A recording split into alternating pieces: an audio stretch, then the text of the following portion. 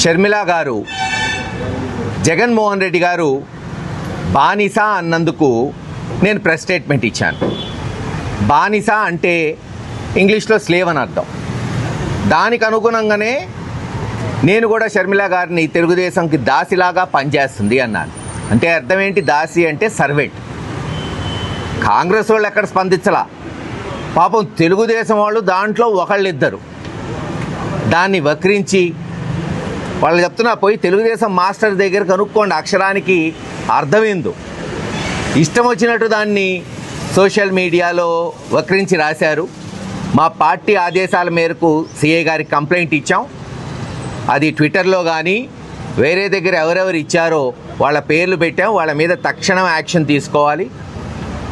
బహుశా తెలుగు మాస్టర్ దానికి అర్థం చెప్పినా తెలుగుదేశంలోనే ఉన్న కొంతమందికి కనపడదు, అర్థం కాదేమో.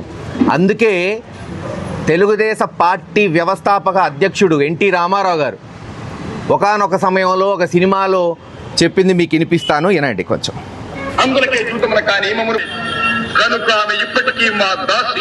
అర్థమైందా? ధర్మరాజ దాస విముక్తి, మిగతా నలుగురు అన్నదమ్ములు దాస విముక్తి అంటే ఏంది? సర్వెంట్ అని అర్థం. దాన్ని వక్రించి మీ ఇష్టం వచ్చినట్టు చేసుకుంటే మీ కర్మ చేసుకోండి, దానికి ఎవరేం చేస్తారు. ఖచ్చితంగా షర్మిల గారు రాజశేఖర రెడ్డి గారి బిడ్డ, జగన్మోహన్ రెడ్డి గారి చెల్లెలని తెలుసు. కానీ రాజకీయంగా ఏ స్వరంలో మా నాయకుడిని విమర్శ చేస్తే ఆ స్వరంలో ఉంటాం, అంతేగాని కళ్ళబొల్లి మాటలు, చిల్లర మాటలు మాట్లాడే వ్యక్తి కాదు, కుటుంబం నుంచి వచ్చిన వ్యక్తిని కాదు. చూడండి గతంలో నా ప్రెస్ స్టేట్మెంట్లు ఎవరినైనా గారు అని సంబోధిస్తా సరే, ఎక్కడన్నా ఏకవచనంతో ఫ్లోలో వస్తే వస్తుంటుంది. ఇక నిన్న బుచ్చయ్య చౌదరి గారి స్టేట్మెంట్ వార్నింగ్ ఇస్తున్నాడు రాధాకృష్ణ గారికి. ఆంధ్రజ్యోతి రాధాకృష్ణ గారికి వార్నింగ్ ఇస్తున్నా, జాగ్రత్తగా ఉండండి. ఎందుకు? మీరు తప్పు చేసి కాదు, ప్రజా సమస్యలు వెలుగులో తెస్తున్నారు కనుక, చరిత్ర తవి తీస్తున్నారు కనుక, ఎన్నో సంవత్సరాలుగా రాజకీయ చరిత్ర కలిగి ఒక ముఖ్యమంత్రిగా పార్టీ అధ్యక్షుడు ఉన్న వ్యక్తినే ఎయిర్పోర్ట్ నుంచి బయటకు పంపించి చోద్యం చూసిన వ్యక్తి జగన్మోహన్ రెడ్డి. పవన్ కళ్యాణ్ గారిని ఎయిర్పోర్ట్ నుంచి వెనక్కి పంపించిన వ్యక్తి జగన్మోహన్ రెడ్డి. అసలు ప్రజాస్వామ్యం గురించి ఈ వైఎస్ఆర్ పార్టీ వాళ్ళకి తెలుసా అని అడుగుతాను. నరుకుతా అంటారు. ఏంట్రా నువ్వు ఎదవల్లారా మీరు నరికేది? మేమే నరకాలం, మాకు అధికారం ఉంది, మేము తలుచుకుంటే మేము నరికేయగలం, నరకం. ఆంధ్రజ్యోతి రాధాకృష్ణ గారికి వార్నింగ్ విన్నారు కదా? ఏంటిరా ఎదవల్లారా, తెలుగుదేశం వాళ్ళే బాగా నరకగలుగుతారు అంటున్నారు. వాస్తవమే చౌదరి గారు అన్నట్టు, బుచ్చయ్య చౌదరి గారు. ఎదవలు కాబట్టి బాగా నరుకుతారు.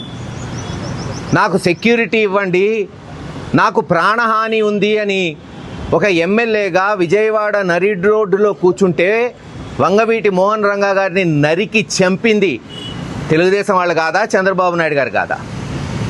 నడి రోడ్డులో రాజారెడ్డి గారిని బాంబులేసి మర్డర్ చేసింది తెలుగుదేశం నాయకులు కాదా? వాళ్ళకు మళ్ళీ పదవులు ఎత్తి ప్రోత్సహించింది చంద్రబాబు నాయుడు గారు కాదా? అందుకే చెప్తున్నాడు బాగా నరుకుతామని. అందరు చూస్తున్నారు కదా ఆంధ్ర రాష్ట్ర ప్రజలు. వీళ్ళు చెప్తారు ప్రజాస్వామ్యం గురించి తెలుసా? ఎయిర్పోర్ట్ నుంచి వెనక్కి పంపించేశారు చంద్రబాబు నాయుడు గారిని, పవన్ కళ్యాణ్ గారిని వైఎస్ఆర్సీపీ ప్రభుత్వం ఉన్నప్పుడు అని. మరి అంతకుముందు తెలుగుదేశం ప్రభుత్వం ఉన్నప్పుడు ప్రతిపక్ష నాయకుడు జగన్మోహన్ రెడ్డి గారిని ఎయిర్పోర్ట్ నుంచి వెనక్కి పంపలేదా? అది ప్రజాస్వామ్యమా?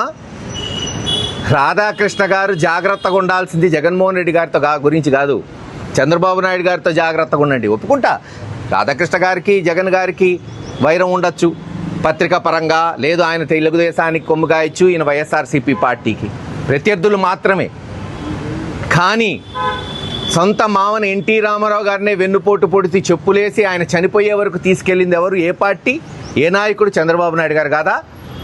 అందుకే చెప్తున్నాం, సొంత వాళ్ళైనా రాధాకృష్ణ గారు జాగ్రత్తగా ఉండండి. రేపు మీకు ఏమన్నా చేసి ఆ నెపం జగన్ గారి మీద వేస్తాడేమో చంద్రబాబు నాయుడు గారు.